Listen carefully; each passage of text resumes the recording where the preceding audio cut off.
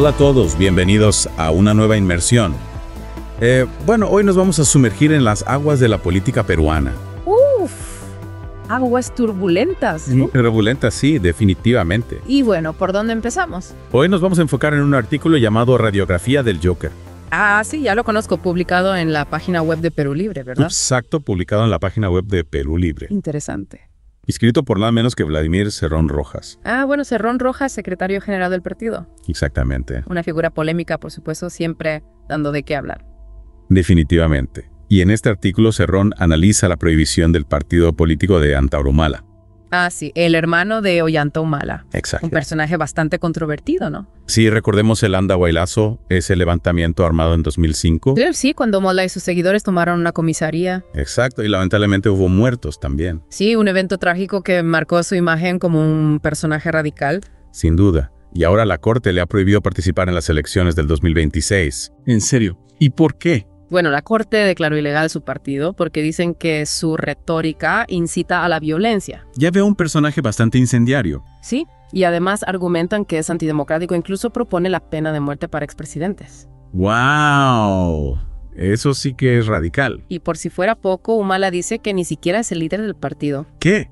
¿En serio? No. ¿Y eso? ¿Quién sabe, tal vez es una estrategia para despistar? Puede ser, pero bueno, ¿qué dice Cerrón de todo esto? Bueno, él se pregunta si esta prohibición fue realmente la jugada correcta. Interesante. De hecho, argumenta que fue un error de la derecha. Error. ¿Por qué lo ve así? Según Cerrón, prohibir el partido de Humala, o como se dice formalmente, la proscripción, solo le dará más visibilidad y lo convertirá en una especie de mártir. Ya entiendo, es como si al intentar silenciarlo, le dieran más poder. Exactamente. Y además, Cerrón compara el partido de Humala con el fujimorismo. Ah, caray.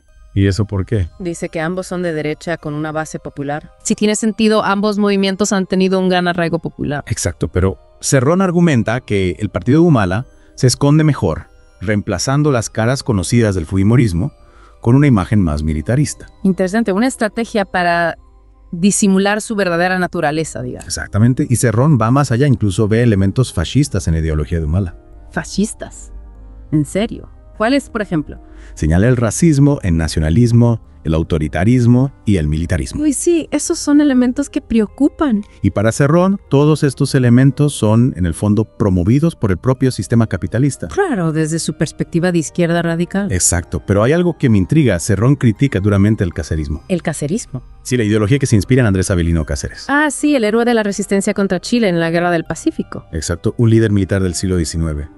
Pero ¿por qué es tan importante esta crítica para entender el argumento de Cerrón? Bueno, porque revela la hipocresía que Cerrón ve en Humala Veras Cáceres. Aunque inicialmente luchó contra la ocupación chilena, luego se convirtió en un gran terrateniente y revirtió las reformas agrarias que beneficiaban a las poblaciones indígenas. Ah, ya veo, es una contradicción con el velasquismo, ¿no? Exactamente, el velasquismo, la ideología del expresidente Juan Velasco Alvarado. Y el que nacionalizó la industria petrolera y expropió tierras a los hacendados. Exacto. Velasco era conocido por sus reformas de izquierda y su apoyo a las comunidades indígenas. Y esta contradicción es el punto central de la crítica de Cerrón. Él argumenta que Humala, a pesar de su retórica populista, en realidad está alineado con las mismas fuerzas de la élite que históricamente han oprimido a las comunidades indígenas. O sea que para Cerrón Humala es como un lobo con piel de oveja. Exactamente. Y para fortalecer su argumento, va un paso más allá y afirma que Antauro Humala no es una amenaza real para el establishment. ¿Cómo? ¿En serio? Eso sí que es fuerte. Sí lo sé, pero Cerrón se basa en las alianzas pasadas de Humala con figuras y partidos de derecha. Ahí entiendo, por ejemplo, su apoyo a Dina Boluarte después de la destitución de Castillo. Exacto, recordemos que Boluarte asumió la presidencia en medio de mucha controversia y protestas. Sí, una situación muy tensa. Y esa conexión con Humala definitivamente levanta sospechas. Claro, da mucho que pensar y Cerrón va más allá. Más allá. Sí, incluso sospecha que Humala podría ser una herramienta de USAID. De USAID. Sí, la Agencia de los Estados Unidos para el Desarrollo Internacional. Para infiltrarse en la política peruana. Exacto, como una especie de caballo de Troya. Suena a teoría de conspiración. Puede ser, pero bueno, Cerrón tiene sus razones para pensarlo. Y aquí es donde entra otro personaje clave en su análisis, Roberto Sánchez, líder de Juntos por el Perú. Roberto Sánchez. ¿Y él qué tiene que ver? Para Cerrón, Sánchez es el verdadero Joker de este juego político. El verdadero Joker. ¿Por qué? Cerrón recuerda una jugada que Sánchez hizo en el pasado con Yehudi Simon, Oye, Sam, sí le arrebató el control de su partido político. caray, no lo sabía. Básicamente, Cerrón argumenta que Sánchez está utilizando a Humala para ganar poder político. Ya veo. Y su objetivo final es obtener un escaño en el Senado. O sea, que lo ve como un oportunista. Exactamente alguien que se aprovecha de la situación. Entonces, para Cerrón, la verdadera amenaza no es Humala, sino Sánchez. Exactamente. Y esto lo lleva a expresar una gran preocupación. ¿Qué tipo de preocupación? Teme que la situación con Humala, su discurso incendiario y la prohibición de su partido puedan generar inestabilidad política o incluso ser utilizados para justificar actos de violencia. Tiene sentido, especialmente si consideramos lo que pasó con Castillo. Sí, cuando se usó la retórica para justificar su destitución y la posterior muerte de manifestantes. Una situación muy lamentable. Sin duda, y Cerrón va un paso más allá, incluso predice que suprimir el partido de Humala solo prolongará su relevancia política y creará más expectativa a su alrededor. Uf, es un análisis bastante complejo y lleno de intrigas, pero creo que hasta ahora hemos logrado desentrañar las ideas principales de Cerrón. Sí, hemos visto cómo Cerrón utiliza la figura del Joker para desenmascarar lo que él considera un juego de poder manipulado por figuras como Humala y Sánchez. Exacto. Y todo esto nos lleva a preguntarnos, ¿quién se beneficia realmente de esta situación? ¿Y qué implicaciones tiene para el futuro de la política peruana?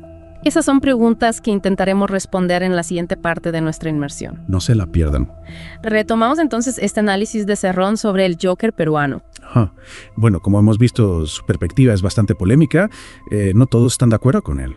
Claro, muchos lo critican por restarle importancia a la amenaza que representa Humala. Sí, porque al final Humala tiene un apoyo popular considerable. Exacto, y su discurso conecta con un sector de la población que se siente ignorado por el sistema. Claro, aunque algunos lo consideren radical. Sí, ese nacionalismo étnico que mencionabas antes tiene un gran poder de convocatoria. Especialmente en regiones donde la desigualdad y la exclusión son más palpables. Exactamente, entonces digamos que Cerrón, al estar tan enfocado en sus rivales dentro de la izquierda, podría estar subestimando la capacidad de Humala para movilizar a las masas. Y desestabilizar el país. Claro, esa es la crítica principal. Es como si Cerrón estuviera tan concentrado en su juego de ajedrez dentro de la izquierda que no ve el peligro que viene de la derecha radical. Ajá, algunos incluso lo acusan de tener una especie de miopía política. Interesante, pero ¿qué dicen los que defienden a Cerrón? ¿Cómo justifican su postura? Bueno, sus defensores argumentan que Cerrón está siendo pragmático. Pragmático.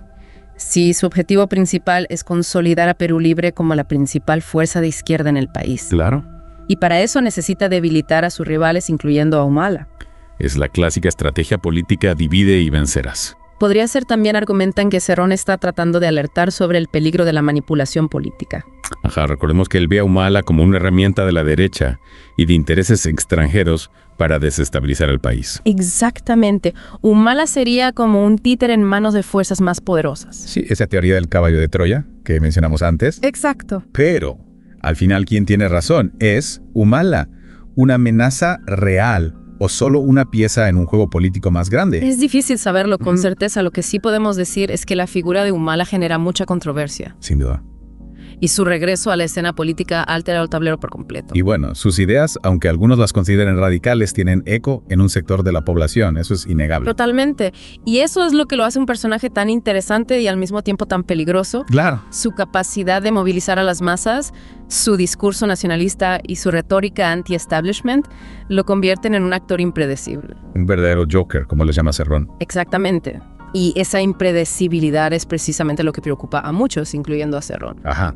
Él teme que Humala pueda ser utilizado para justificar una nueva ola de violencia y represión. Como lo que vimos tras la destitución de Castillo. Es una preocupación legítima, considerando los antecedentes de violencia política en Perú. Claro. Sin embargo, algunos podrían argumentar que Cerrón está exagerando el peligro para sacar provecho político. Y consolidar su posición dentro de la izquierda. Exacto. En política, las estrategias y las agendas ocultas son comunes. Lo importante es que como ciudadanos estemos informados, analicemos las diferentes perspectivas y no nos dejemos manipular por discursos fáciles. Totalmente de acuerdo. Y este caso nos muestra la importancia de ir más allá de los titulares. Y profundizar en los análisis, aunque no siempre estemos de acuerdo con ellos. Exacto. La radiografía del Joker de Cerrón, aunque polémicas, nos da mucho material para la reflexión. Sin duda, y nos plantea una serie de interrogantes. ¿Qué pasará con Antauro Humala? ¿Logrará consolidar su movimiento político?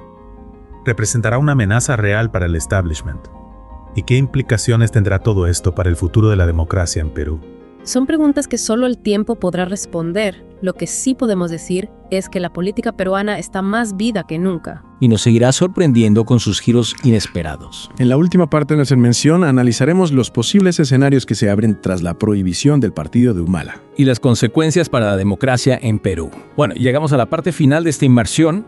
En este complejo mundo de la política peruana, hemos analizado la radiografía del Joker de Cerrón, su visión de Humala Sánchez, las críticas que ha recibido. Y ahora la gran pregunta. ¿Qué podemos esperar tras la prohibición del partido de Humala? ¿Qué consecuencias tendrá esto para la democracia en Perú? Bueno, empecemos por lo más inmediato, las elecciones del 2026. Eliminar a un candidato que, como hemos visto, goza de un apoyo popular considerable, sin duda tendrá un impacto. Es como si hubieran quitado una pieza clave del tablero, y ahora todos los jugadores tienen que replantear sus estrategias. Claro, aunque Cerrón minimice su importancia, Humala podría haber atraído a un sector del electorado, especialmente aquellos desencantados con la clase política tradicional y que buscan alternativas incluso radicales. Exactamente. Y esa ausencia en la contienda electoral podría beneficiar a otros actores políticos. Por ejemplo, en la derecha, podríamos ver un fortalecimiento de las opciones más extremas, aquellas que capitalizan el discurso anti-establishment, la mano dura contra la delincuencia y la lucha contra la corrupción, un discurso que lamentablemente suele resonar en momentos de incertidumbre y crisis. Y a la izquierda, ¿qué escenario se vislumbra? Ahí es donde las cosas se ponen interesantes. La prohibición de Humala podría darle a Perú Libre la oportunidad de consolidarse como la principal fuerza de izquierda. Sin embargo, para lograrlo, tendrán que capitalizar el descontento popular y presentar un proyecto político que realmente conecte con las necesidades de la gente. Claro, porque no olvidemos que Perú Libre también enfrenta sus propios desafíos internos, ¿no? Por supuesto, las divisiones dentro del partido, la imagen de Cerrón, que sigue siendo polémica para muchos, y la necesidad de ampliar su base de apoyo más allá de sus bastiones tradicionales, son obstáculos que deben superar, no es un camino fácil. Y yendo más allá de las elecciones, esta prohibición nos lleva a una reflexión más profunda sobre la democracia en Perú. ¿Es legítimo prohibir un partido político sin importar su ideología? ¿Dónde está el límite entre proteger el orden constitucional y coartar la libertad de expresión? Es una pregunta fundamental. Algunos argumentan que en este caso la prohibición se justifica por las amenazas de Humala al orden democrático. Recordamos su discurso a favor de la pena de muerte para expresidentes, que va en contra de los principios básicos del Estado de Derecho. Sí, pero otros lo ven como un acto de autoritarismo, un intento de silenciar a una voz disidente y limitar la pluralidad política que es la esencia de la democracia. Prohibir un partido, incluso uno con ideas radicales, siempre genera un debate complejo sobre los límites de la libertad de expresión y el papel de las instituciones. Exacto. Y este debate nos recuerda la fragilidad de la democracia, especialmente en un país como Perú, con una historia marcada por la inestabilidad política y los golpes de Estado. Fortalecer las instituciones, garantizar el respeto a la ley y promover una cultura de diálogo y tolerancia son elementos cruciales para construir un futuro más democrático. Totalmente de acuerdo. Y creo que este análisis del Joker de Cerrón, más allá de las controversias, nos ha permitido explorar las tensiones y contradicciones de la política peruana, un escenario donde las estrategias, las ambiciones y las ideologías se entrelazan en una compleja partida de ajedrez. Así es, y como en toda partida de ajedrez, cada movimiento tiene consecuencias, y el futuro del juego depende de las decisiones que tomen los jugadores. En este caso, los ciudadanos peruanos informados y conscientes de los desafíos que enfrentan tienen el poder de definir el rumbo de su país. Nos despedimos con esta reflexión, invitándolos a seguir explorando, analizando y participando en la construcción de un Perú más justo y democrático. Hasta la próxima inmersión.